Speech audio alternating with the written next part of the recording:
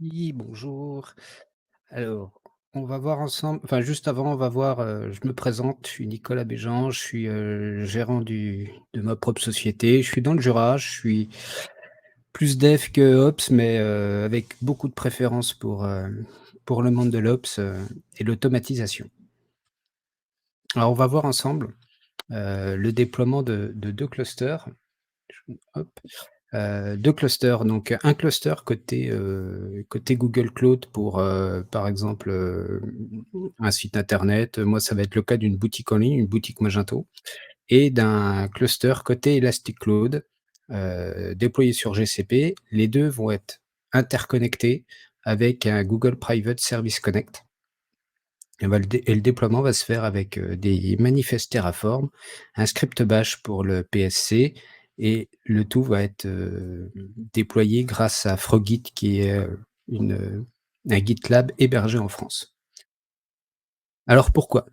Pourquoi je fais ça? Parce que j'avais un besoin de déployer une boutique Magento 2 dans un environnement Google. Et pour fonctionner, Magento 2 pardon, a besoin d'Elasticsearch, principalement pour l'affichage des produits et l'indexation, des produits et l'utilisation donc du moteur de recherche. Alors, on a plusieurs solutions à ça, hein. Soit on peut également déployer un cluster élastique dans Kubernetes, donc c'est proposé par Elastic, c'est ECK. Ça fonctionne avec plusieurs solutions ou directement déployer le cluster chez Elastic Cloud. Alors bien entendu, j'ai sélectionné la possibilité de directement, de déployer mon cluster chez Elastic Cloud et la question s'est posée, c'est, comment on va pouvoir interconnecter ces 2 clusters? Voilà, et aussi les sécuriser. Donc en fait, avec Private Service Connect, qui est une solution proposée par Google, on va pouvoir faire de la consommation privée de services à travers des réseaux VPC. Donc en gros, on va pouvoir interconnecter notre cluster de notre organisation GKE avec le cluster d'une autre organisation, celui qu'on a déployé chez Elastic. Et la sécurisation va également se faire avec une solution d'Elastic qui est le filtrage de trafic, le traffic filtering. On va indiquer dans Elastic quel, identifiant de Private Service Connect on va utiliser pour s'interconnecter. Alors, on va voir ensemble le déploiement. Donc là où il est en train de se faire. Il est, je vais juste vous le montrer ici. Ah! Pas de chance. Ça, Bon, on c'est prendra celui du dessous. C'est l'effet l'effet du des moment. ça a fonctionné 3-4 fois de suite facilement et pas là. Bon, donc on va voir 3 étapes. La première étape, ça va être le déploiement de notre cluster GKE. Ensuite, on va créer au sein de notre projet, GCP, notre Private Service Connect et ensuite, on va déployer le cluster élastique. Mais avant, je vais vous parler un petit peu de Frogit. Très rapidement, c'est juste une usine logicielle que j'utilise. C'est donc une alternative à GitLab parce que c'est hébergé en France. Donc il y a tout un tas de petits, de solutions, de chat et cetera qui vont aider, qui vont nous aider. Et ils ont également des runners Kubernetes qui vont fonctionner, qui sont utilisés pour déployer cette solution. Alors, qu'est-ce qu'on a besoin pour faire l'ensemble de notre déploiement? Alors tout un tas de petites choses. Déjà, un dépôt Frogit ou un dépôt GitLab, vous pouvez le mettre en manager à la maison. Il vous faut aussi un runner avec Docker et du cache. Il va vous falloir un compte Elastic Cloud. On va créer des variables. On va aussi avoir besoin donc d'un compte aussi, Google Cloud. On va aussi devoir avoir des variables Google Cloud et activer des API chez Google Cloud. Plus nos manifestes Terraform pour le déploiement et un script bash pour notre PFC. Et aussi au niveau du Elastic Cloud, ça fonctionne avec l'abonnement standard. Et il nous faut aussi de la patience.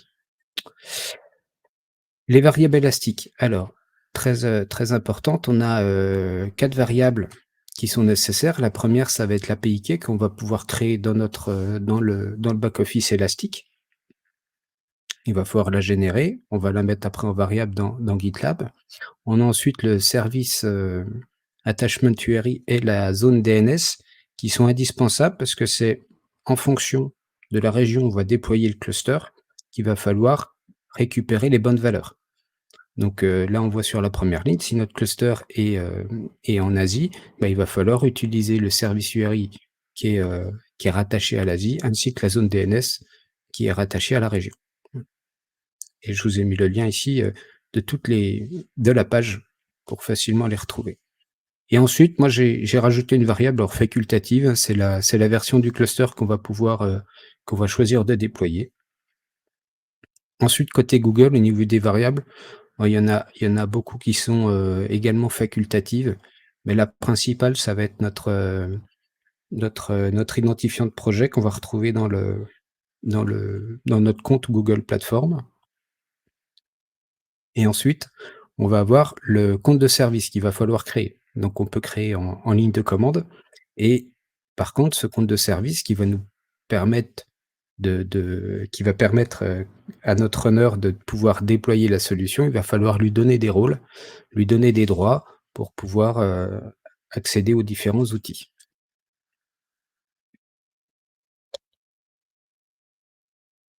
Alors le compte de service qu'on va télécharger, on va avoir une clé JSON, il faudra bien, penser à sécuriser cette clé JSON, sinon elle va pas être masquée. Ensuite, on va pouvoir définir la région en variable, là où on souhaite déployer notre cluster et les autres variables que j'ai utilisées, heu, que j'ai souhaité mettre en variable, c'est pareil, c'est facultatif. Ça va être le nom du network, du sous-réseau, de l'adresse IP, le nom du PSC, de la zone DNS qu'on va créer. Ensuite, très important, c'est qu'il va falloir activer plusieurs API au sein de Google. Quand vous créez un compte, que vous partez de 0, les API, les différentes API ne sont pas activées, il faut les activer manuellement. Donc il y en a à peu près 5 au minimum à activer et vous pouvez retrouver toute la liste en lançant la commande gcloud service, list dans votre Cloud Shell ou votre terminal si vous travaillez sur votre poste en local. Ensuite, du côté des fichiers, on va avoir une structure très simple.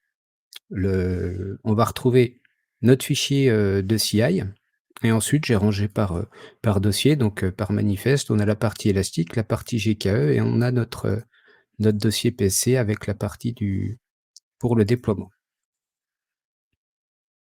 Donc on va commencer par le fichier de la CI. On a 3 étapes.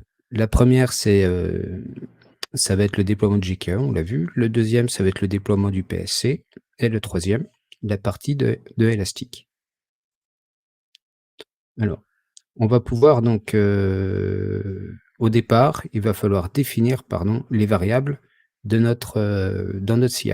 Donc on aura le dossier de travail de Elastic, le dossier de travail GKE et ensuite on va avoir celui du PSC. On a ensuite du cache qui va être nécessaire pour la partie Terraform de Elastic et de GKE, parce ça va nous permettre de pouvoir transmettre les données entre les différents services. Les différents jobs, pardon. Alors, première étape, notre cluster GKE, c'est assez simple, hein. On va utiliser, GitLab, mais à disposition une image Terraform, qui a juste une particularité, c'est qu'on va pas pouvoir lancer Terraform init, par exemple. Il va falloir préfixer avec GitLab tiret. Et un élément par contre qui est important, c'est que comme l'hébergement le pardon, le on va enregistrer l'état du déploiement Terraform au sein de GitLab et donc il va falloir qu'on ajoute la variable tf-address qui est importante ici et qui va nous permettre dans notre projet de pouvoir stocker son état. Et ensuite, on va lister les variables. On va simplement récupérer le compte, le service de compte GCP. Ensuite, on va faire notre initialisation, Terraform, la validation de nos fichiers et la planification. Et la planification, on va la poser en artefact dans le projet. Ensuite, si tout se passe bien, on va avoir l'application, on va déployer donc notre cluster. Donc on reprend les mêmes éléments, simplement la partie script est différente. Ensuite, l'étape 2, elle va nous permettre donc de déployer le PFC. Donc pour ça, on va utiliser une image Google Cloud avec, l'identifiant, les variables de l'identifiant du projet, du compte de service, toutes celles qu'on a vues précédemment. On va ensuite en before script s'authentifier avec le compte de service. On va setter notre projet et ensuite on va lancer notre script setting PFC qu'on va voir juste après. Et ensuite en artefact, on va récupérer cet identifiant du PFC pour pouvoir le récupérer dans le dans le déploiement du cluster élastique. Alors notre fichier bash, il a 5 actions et j'ai utilisé du bash parce que je vais conditionner les chaque action. Par exemple, on va le voir juste après, si je souhaite activer mon accès privé sur Google, je vais déjà tester de savoir s'il est actif ou non. C'est pour ça que j'ai fait ça en bash, sinon ça peut nous donner des erreurs si on lance tout de suite la commande, par exemple, de création de la zone DNS, ça va nous dire: «Oui, mais ça existe déjà». Donc ça va faire un fail de ça va faire une erreur dans notre déploiement.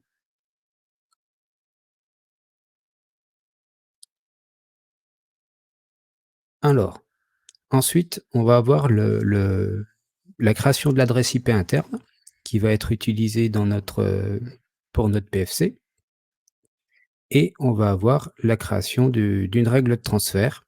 Alors, vous voyez peut-être pas très bien, mais ça va être également nécessaire pour y rattacher le service URI de Elastic. Ensuite, on a la création de la zone DNS. Alors la zone DNS a une particularité, c'est qu'on va devoir créer la zone et ensuite démarrer une transaction dans laquelle on va venir ajouter notre entrée DNS et ensuite on va exécuter cette transaction. Et à la fin de notre fichier bash, on va venir récupérer l'identifiant de notre PFC qu'on vient de créer. Et ce qui fait qu'on va pouvoir passer à l'étape 3. Ça va être la mise en place du cluster. Donc on va, refaire donc comme l'étape précédente, pas de surprise, hein, on utilise le même principe.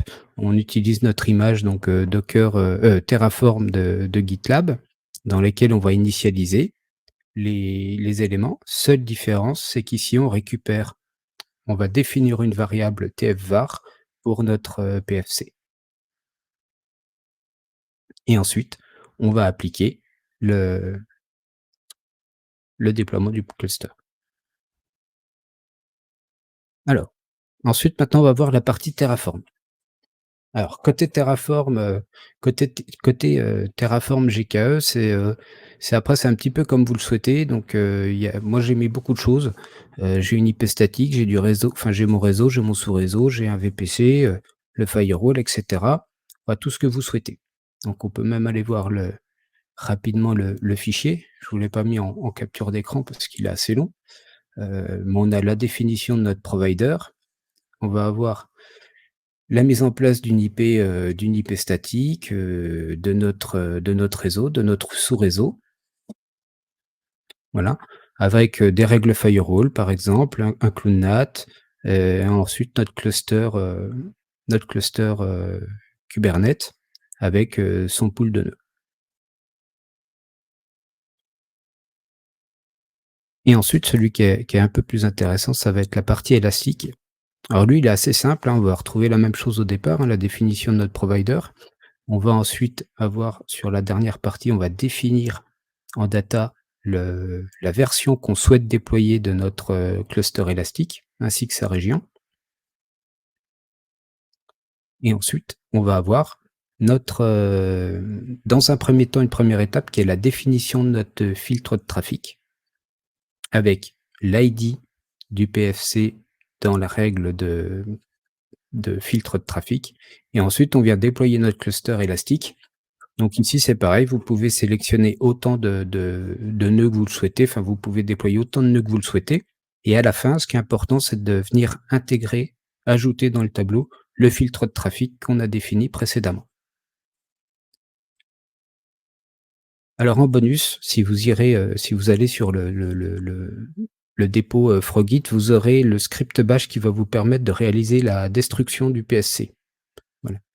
Donc c'est très facile après en Terraform. En Terraform, on va faire un destroy.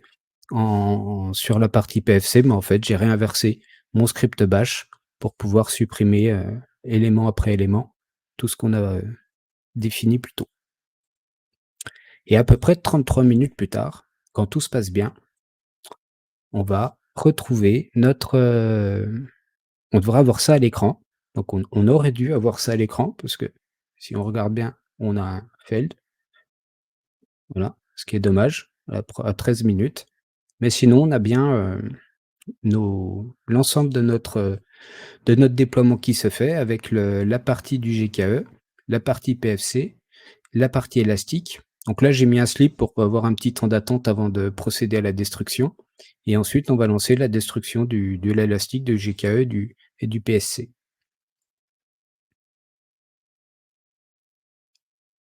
Alors, je crois que je suis allé un petit peu vite parce que j'ai déjà terminé. Effectivement. Là, du coup, on a pas mal de temps devant nous parce il est 17.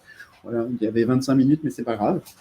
Il n'y a aucun souci avec ça. Donc, on va demander déjà aux personnes s'ils ont des questions à te poser. Alors, moi, je trouve ça toujours un petit peu flippant quand c'est super facile de détruire des trucs.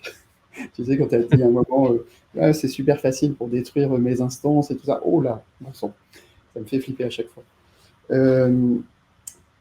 Du coup, tu as fait aussi, il me semble, pas mal de tutos, de vidéos, de- Principalement des tutos sur mon site, principalement voilà, des articles sur mon site par rapport à Elastic, toujours Elastic par rapport à Magento. Il y Ouais. a le déploiement c'est l'interconnexion avec Magento. C'est ensuite, j'ai fait ça sur un ECK. J'ai après évolué sur la partie Elastic Cloud et après la réflexion, bah, c'était comment on pouvait les connecter entre eux facilement. Donc j'en suis venu au PSC, etc. Voilà. Et j'ai également, j'étais allé un petit peu plus loin quand j'ai testé pas mal de choses sur Elastic, c'était d'utiliser Logstash pour récupérer les logs de Magento pour pouvoir les envoyer dans Elastic, les traiter avec, je l'ai plus en tête, ça fait un petit moment, mais ça faisait suite aux vidéos que j'ai vues de Xavki sur sa chaîne. Donc là, je vous ai mis la playlist GitLab qu'il a faite, parce que c'est principalement l'objet de la présentation, mais il en a fait également sur Elastic, Ouais. très intéressante sur l'envoi de logs dans l'outil. Et voilà. Ouais, c'est vrai, il a une chaîne avec pas mal de trucs pour démarrer et puis pour aller assez loin. Donc vraiment, Ouais. c'est une bonne ressource en français à recommander à tout le monde. Donc, ouais, n'hésitez pas à le faire. Et donc, du coup, une fois que tu as déployé finalement ton cluster sur Google Kubernetes et sur Elastic Cloud, en fait, c'est comme si on était finalement dans le même réseau local, presque, enfin, pas local, parce qu'il y a quand même un petit peu de latence réseau, même si finalement on est au même endroit, parce que je suppose que tu déploies Après, ils sont au même endroit. En fait, j'utilise la même région. la même région, effectivement. Donc, c'est Ouais. presque comme si on était en réseau local, alors que finalement, c'est deux providers différents qui tournent et qui fournissent Oui, le parce service. qu'en fait, comme on définit un nom de domaine, on va dire, enfin Mhm. une zone DNS, on va dire en local, bah voilà, tu vas sur ce DNS-là et hop, il passe pas par le web, il passe par le PSC parce qu'il a la route qui est déjà définie. Voilà. Mhm. Bon, est-ce que Mm. par hasard, tu avais bien mis les versions élastiques que tu veux utiliser en dur dans ton script de Elles sont déploiement? invariables. Ah, elles sont variables, mais Oui. enfin, en dur, je veux dire, tu les avais fixées quand même.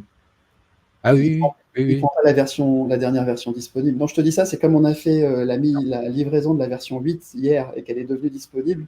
J'espère que c'était pas vas-y, prends la dernière et déploie, parce que peut-être que c'est ce qui aurait expliqué Ah non, le j'ai souci. pas touché depuis. Je l'ai fait quand le dernier, celui-là, il date. Je sais plus. Je l'ai fait cette semaine. Celui qui a échoué. Il a un jour. Ouais, je l'ai fait hier. Ouais, celui-là, oui, mais Celui d'hier, il a fonctionné. Celui d'aujourd'hui, je sais pas. C'est une erreur apparemment. Je pense que j'ai une destruction qui s'est pas très bien faite. Il me dit que j'ai une erreur d'IP, de conflit d'IP. hmm. Donc, Ok, bah écoute, ce sont des choses qui arrivent.